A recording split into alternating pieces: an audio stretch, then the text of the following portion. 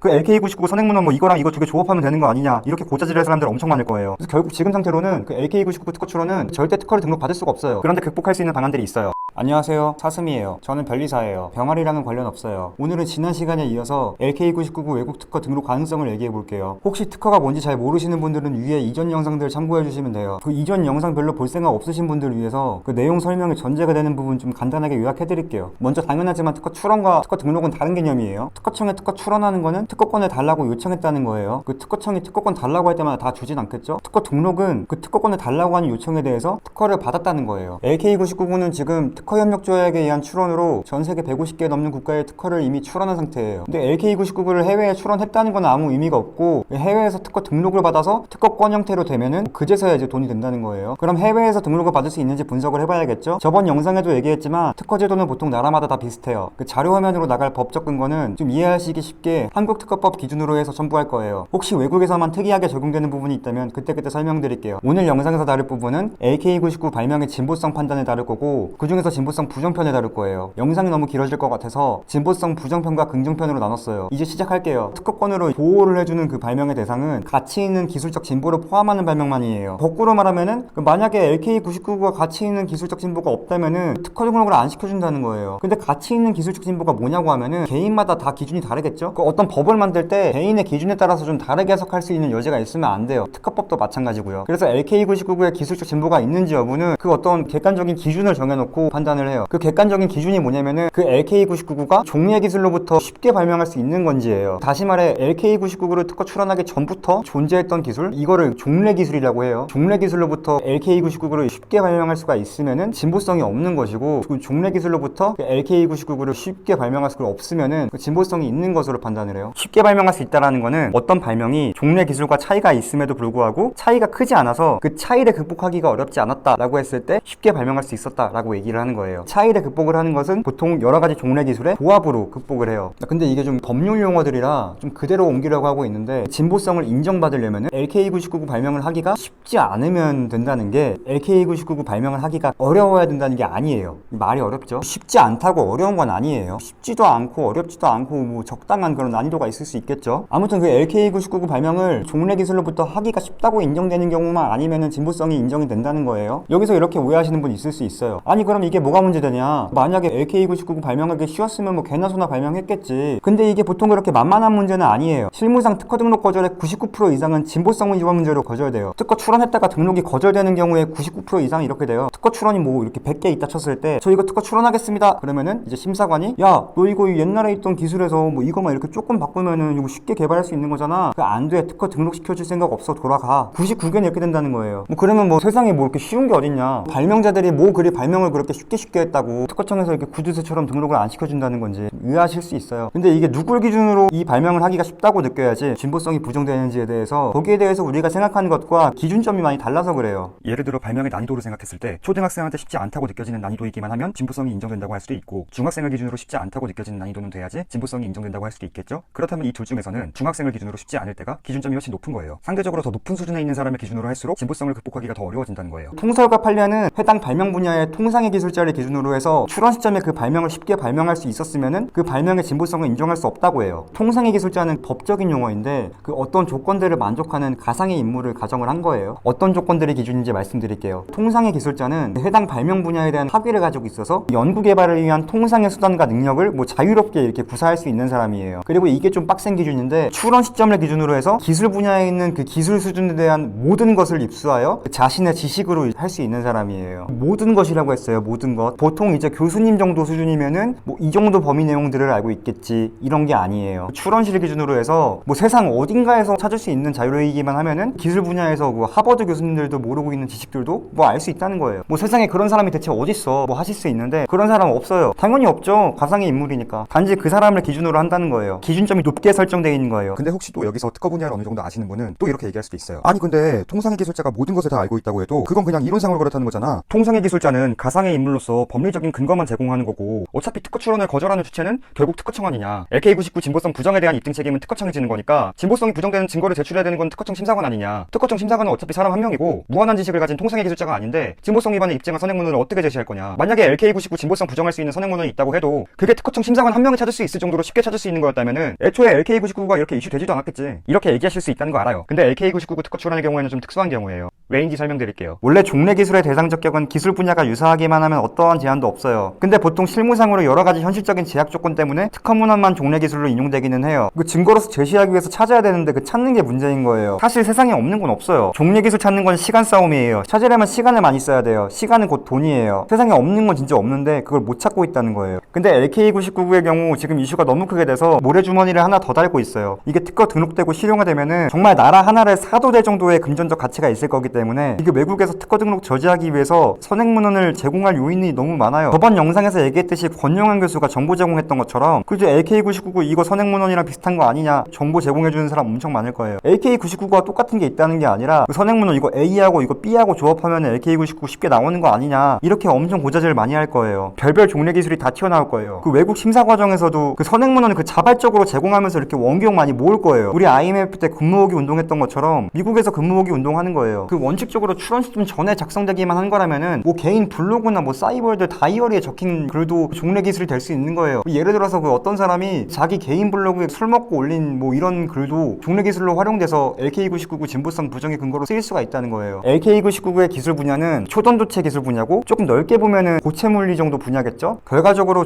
LK99를 발명하기 쉬울지 판단의 기준이 되는 통상의 기술자는 초전도체 그리고 이제 고체 물리에 관련한 그 세상 모든 지식을 입수해서 이해하고 있는 사람인 거예요. 타노스가 따로 없어요. 뭐 이런 기준으로 한다면은 통상의 기술자는 퀀텀 에너지에서 LK99 발명한 이석배, 김지훈 발명자보다 훨씬 대단한 능력을 가진 사람인 거예요. 뭐가 있을지 모르는 그 선행문헌의 조합으로 LK99의 진보성이 부정될 수 있어요. 그럼 또 이렇게 생각하실 수 있어요. 그 아무리 그 초전도체 관련해서 그 세상 모든 지식을 동원한다고 해도 LK99 그 기술 설명하는 게 몇 페이지인데 그거랑 완전 비슷한 게 어디 있겠냐. 출원 전에 외부로 유출된 게 아닌 이상 없지 않겠냐. 이렇게 생각하실 수 있어요. LK99 출원서에 적혀있는 발명 내용이랑 비슷한 게 없어도 그 진보성이 부정될 수가 있어요. 특허 출원을 심사를 할 때 진보성이 있는지 없는지 심사하는 그 대상은 청구범위예요. 청구범위가 심사 대상이 돼요. 그 심사 대상이라는 거는 그 쉽게 말해서 채점하는 OMR 카드라는 거예요. 수능의 비유를 하자면 그 수능 문제 풀 때 시험지에 그 수능 샤프로 뭐라고 적혀있던 거 아니야 그 알바 아니고 오로지 그 OMR에 그 컴퓨터 사인펜에 마킹하는 그 부분만 채점을 하죠. 마찬가지로 어떤 발명이 진보성이 있는지 판단을 할 때 청구범위는 OMR 카드에 마킹한 내용이고 OMR 카드에 마킹한 내용만 심사 대상이 된다는 거예요. 그래서 청구범위가 대체 뭐냐면은 쉽게 말해 권리 요구서예요. 특허 출원이라는 게 이러이러한 물건에 대해서 나만 쓸 수 있게 특허권을 주세요 하는 거라고 하면은 이때 이러이러한 물건에 해당하는 부분이 청구범위예요. 말이 어렵죠? 그 LK99 출원에 청구범위에 적힌 그 이러이러한 물건과 통상의 기술자가 가지고 있는 무관에 가까운 자료와 비교를 한다는 거예요. 당연히 LK99 논문에 적혀있는 여러 가지 실험이라든지 데이터라든지 그런 것들을 포함하는 게 아니라 그 물건만 같으면 된다는 거예요. 그 물건과 종래 기술이 얼마나 닮아있냐 비교한다는 거예요. 이 종래 기술로부터 LK99를 쉽게 발명할 수 있으면은 진보성이 없는 것이고 종래 기술로부터 LK99를 쉽게 발명할 수 없으면은 진보성이 있는 것으로 판단을 해요. 만약에 그 무한에 가까운 종래 기술 중에서 청구 범위에 있는 물건이랑 완전 똑같은 게 있으면은 그 자체로 신규성 위반으로 당연히 특허 못 받는 거고 조금 차이가 난다 해도 그 차이를 극복하기 쉬운 경우라면은 진보성 위반으로 특허 못 받는다는 거예요. 결과적으로 진보성을 부정하기 위해서 LK99 논문과 비슷한 게 종래 기술에 있어야 되는 게 아니에요. 그럼 이제 퀀텀 에너지가 권리를 주장하는 이러이러한 물건이 뭔지 LK99 해외 특허 출원의 청구 범위를 한번 봐볼게요. 지금 PCT 출원 기준으로 LK99의 대표 청구 범위 보면은 첫 번째는 이거예요. 두 번째는 이거예요. 여기서 이러시는 분 있을 수 있어요. 아, 그거 외국 특허 등록 가능성이라고 그래놓고 뭐 다 청구 범위가 다 한글로 적혀있냐, 뭐 장난하는 것도 아니고 이러실 분 있어요. 근데 이거는 퀀텀 에너지가 PCT 출원서 제출을 할 때 그 한국어를 원문으로 해서 제출을 한 거라서 영문 클레임 자체가 존재하지가 않아요. 어차피 나중에 외국에서 심사받을 때 영문으로 번역해서 제출할 거고 진보성 판단 대상으로서의 의미는 변하지 않아요. 수능 칠 때 OMR 카드에 마킹하는 컴사가 모닝글로리거든 모나미거든 관계없는 거예요. 아무튼 첫 번째 거 먼저 봐볼게요. 뭐 영어들이 썰라썰라 적혀있는데 화학식이라고 해서 LK99를 구성하는 가장 기본 단위가 되는 입자를 표현한 거예요. 그리고 A는 뭐뭐뭐고 B는 뭐뭐뭐고 이건 각각 이 중에서 하나 선택한다는 거예요. 아무튼 이런 화학식을 가지는 초전도성 세라믹 화합물을 청구하고 있어요. 근데 이게 결국 조합 형태의 화학식이니까 가능한 조합의 수는 여러 가지가 있겠죠? 그리고 구성 비율을 범위로서 한정하는 X가 0.1부터 2까지 돼 있어요. 이렇게 되면 X가 0.1, 0.2 이런 것뿐만이 아니라 0.333, 0.4867 이런 식으로 무한하게 있으니까 뭐 편의상 X를 1하고 2까지로만 한정을 해볼게요. 해볼게요. 뭐 조합들을 나열을 해볼게요. 가능한 조합들을 표로 정리를 해봤는데 한 70가지 정도 나와요. 그래도 이건 양반이에요. 이제 두 번째 PCT 추론 봐볼게요. 이거는 첫 번째 거보다 말도 안 되게 훨씬 많아요. 화학식 보시면 첫 번째 거보다 훨씬 더 조합이 많죠. 이건 진짜 조합이 말도 안 되게 많이 나오는 거예요. 이거 코드 짜서 엑셀로 정리하다 컴퓨터 다운됐어요. 그래서 첫 번째 거 비슷하게 했어요. 이게 진짜 줄이고 해서 엄청 많이 줄인 건데도 이렇게 많이 나와요. 거의 10,000개 가까이 나오죠. 원래 식대로 하면 진짜 수천만 가지 이상 조합으로 나오는 거예요.